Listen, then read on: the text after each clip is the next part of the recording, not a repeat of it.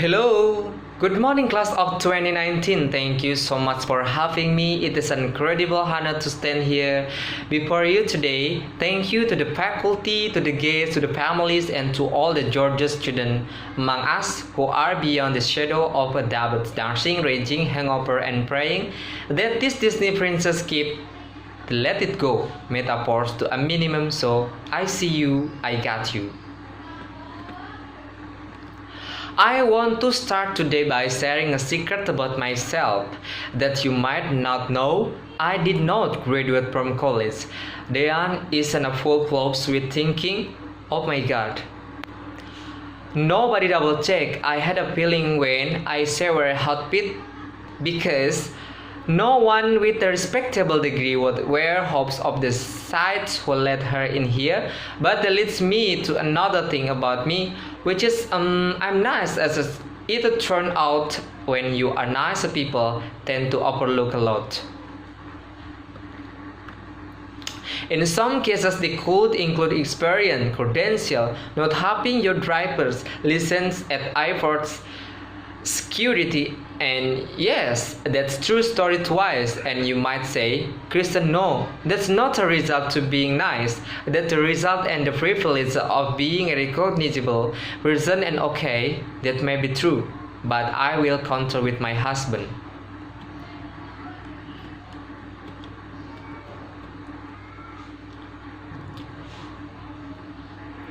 Who is also highly recognizable and doesn't get away with anything. Literally 10 out of 10 times he is getting a pat down at TCA, and that's because he's just not as nice as me. Don't get me wrong, I love him, he's brilliant, he's hilarious, he's literally my favorite person. But he's even nicest person. I don't know, guys. I just don't know, and I tell you this at the risk of divorce because I can't offer you the tricks of how to write your signing diploma to ensure success. I can't tell you answer to the age-old actor dilemma. Should I move to New York? Should I stay in LA? And for goodness sakes, I cannot tell you what a Magna Carta is or what even does. I literally don't know. I don't have to answer any of those questions. And let me tell you a secret. Nobody has the answer to those questions. My sole trick to share with you is when you listen, when you really listen to people, when you listen as firstly as you want to be here, when you respect the idea that you and sharing the art with other human, when you lead with your nice foot forward, you'll win every time. It might not be today, it might not be tomorrow, but it comes back to you when you noted it.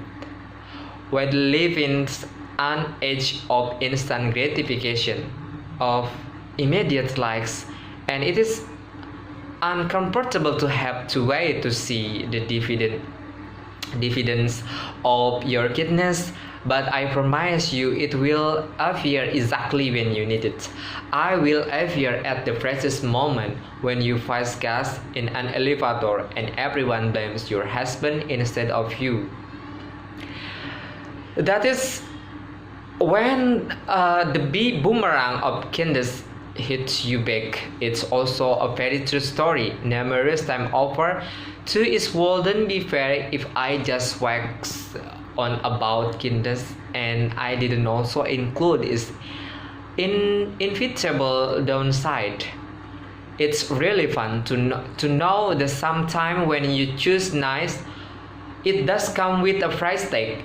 Being nice sometimes means avoiding the obvious joke, like for instance I'm me, and I've chosen this speech to be nice at an institution like this. I am choosing not a reference Aunt Becky in any way shape. Thank you. In fact, I'm so nice, I'm not even going to mention my actual aunt, Becky, for fear.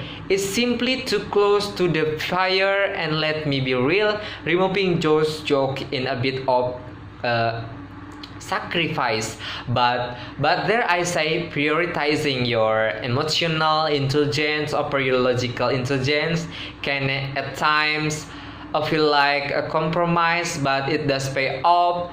You were right to pay off. Not it was not the best choice of word for this particular. I'm not just perfect.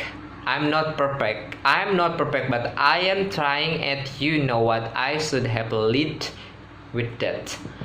I am by no means perfect. I am also not telling you what to do. I mean my second child is the result of unprotected makeup sex in a hot tub in Hawaiian Island. I'm in a position to give up advice. And to God, I can do it. All I can do is share my experience with you. My husband always say, if you see someone who has what you want, ask them how they got it. Unfortunately, Beyonce has yet to reply to my email, so I don't have all the answer yet.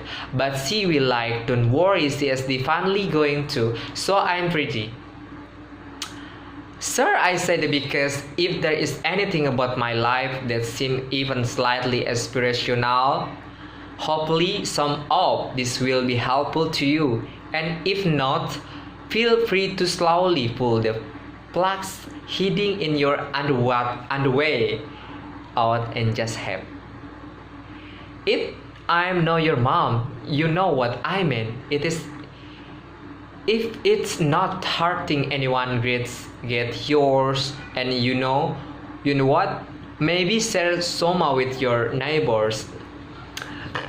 Now the tricky thing about finding someone who has what you want is it you also have to know what you want. Right? So that seems simply enough, but it's actually very hard because our brain are arrogant as the brain thinks it's running the show, but the heart is secretly pulling strings. It's very true. Our brain are the king Joffrey or our bodies in our heart. The granny Tyrell. Right, very true. We think we know what we want, but we often have no idea what we need. And because of that, we often approach life with one goal. And we end up finding our real purpose along the way. When I left New York and I came to LA, I had a singular goal of becoming the lead on a TV show. I had Janet some experience in New York playing a knave with obsessed sex sport and river madness. I thought perfect. I am ready for Los Angeles. Surely I will be embraced immediately. So I hopped on a plane. I arrived in the land where the streets are soaked in sunshine and self-tanner's dew. I had the confidence of an observant freshman. At the frat party, I was like her I am, and I began the process of auditioning, which is really just a condensed way to say driving back and forth to Santa Monica in rush hour traffic. But the feedback that I received was that I was always either too young, too old, too cute, too plain, too smart, too ditzy. It was as if gold luck were every casting director, and I just couldn't nail in. Eventually, I started booking some coaster and guest star roles, but my confidently eluded me, and I would go to be negotiating with the universe.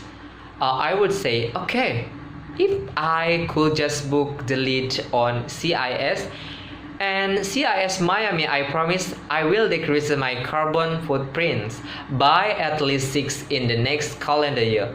So clearly, I know absolutely nothing about the measure of carbon. I find it almost as confusing as the concept of the Magna Carta, but then it happened. I was cast on Veronica Mars, which was the first show and everything I ever want was in front of me. I was earning a real paycheck. I was the elite on TV show. I went to universe all my carbon, but once we started shooting, something very unexpected happened to me. Well, two unexpected thing. The first was Ryan Hansen, who played the Casablancas. His hair, it was the exact, almost too accurate to one point set of Surfer Bond. Surfer Bond, a blonde boy. I was like the kind that gives you PTSD from walking along, then a speech that you are just like, wow. It was terrifying and I love it. The second was that despite the recognition of my dream, I wasn't happy like at all. My arrogant little as well brain could not comprehend it. What was happening? I was like, how was this possible? This is I want and what I needed, right? And yet I had it all, and I was lonelier than I had ever been, and I wasn't until to boy with the surfers have invited me to his birthday party. After hour of set away from work, everything changed. It wasn't just inviting me to his birthday party. He was invited, and I finally felt at home, and I made some of the best and friends that I still have to this day. In retrospect, I know it wasn't the role I was looking for. I wasn't a paycheck or a titular character. What I really needed was friendship, so I want to stress to you, build your tribe. They will keep you alive.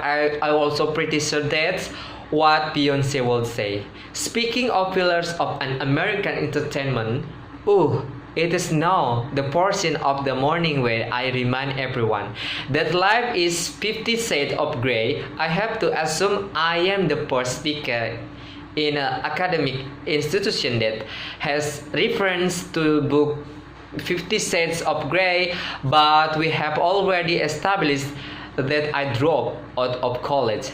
I had no right to be here. So this where arrived. I don't know what you want me to do in my life. There was only one concept that I have determined. It's that everything is great. Every person, every question, every tragedy, even every victory, they all have nuance. Pay attention to the nuance. You all in this room. I feel like know that better than anyone. You know it in your bonus because you devote your time to building stories, building people. It's what you do. You are people architect. You read the secret. And you construct a walking, breathing human from the ground up. The ground up. When we create character, we are encouraged to make them three-dimensional, right? And acting two-dimensional character. They are at the less boring and at the most extreme errands possible. We are told to embrace complicated character. We are taught that you can accurately play a villain until find on one thing about him that you love. One of the favorite producer has a poster over his desk that reads what does the villain want, because in art we recognize all character. Start with an empathic motivation on stage. We prioritize listening because we know the livelihood the show relies on it. We are good remembering those things when we make it art, but in our daily lives, we tend to forget when we shift from the stage to reality. Nuance seem to get lost in the shuffle. In real life, we don't look for the one thing we love about each person. Complicated character get cast out, and we view things two-dimensionally. It's also becoming increasingly apparent. We're not listening to each other, even though, like on stage, the livelihood on this entire grand soul lies on it. The good news is we can all. Grand soul lies just like when hard moments rise, you can learn on the experience you have gleaned in these past 4 years. And you can choose the nuance, you can choose complexity or simplicity. You can listen to others with open ears as your next move depends on it. You can imagine your life. So, class of 2019, as you move your tassel from the left to the right and officially take the step forward toward your forever, I encourage you, take them with your right foot. And if you take away one thing from this, remember I said earlier, it is not hurting anyone. You get your and maybe share some with your neighbor. Thank you and congratulations.